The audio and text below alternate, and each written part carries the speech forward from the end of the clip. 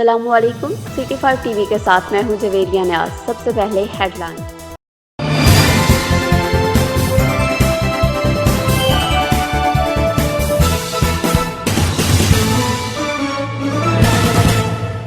खबर शामिल करेंगे चनाब नगर से।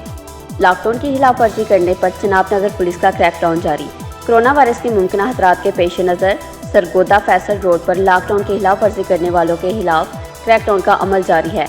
दफ़ा 144 के नाफज को यकीनी बनाने के लिए गैर ज़रूरी नकलो हरकत और डबल सवारी पर पाबंदी की खिलाफ वर्जी करने वालों के खिलाफ चनाब नगर पुलिस की ट्रैफिक पुलिस के हमरा कार्रवाई और जुर्मानों का अमल जारी है।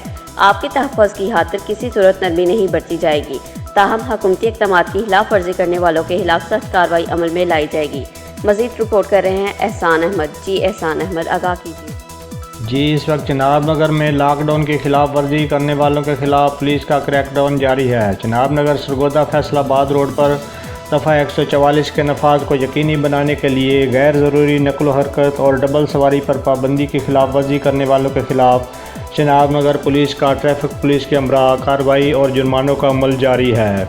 आपके तहफ़्फ़ुज़ की खातिर किसी सूरत नरमी नहीं बरती जाएगी, ताहम हुकूमती अहकामात की खिलाफ वर्जी करने वालों के खिलाफ सख्त कार्रवाई अमल में लाई जाएगी। सिटी 5 टीवी से फिलवक्त इतना ही।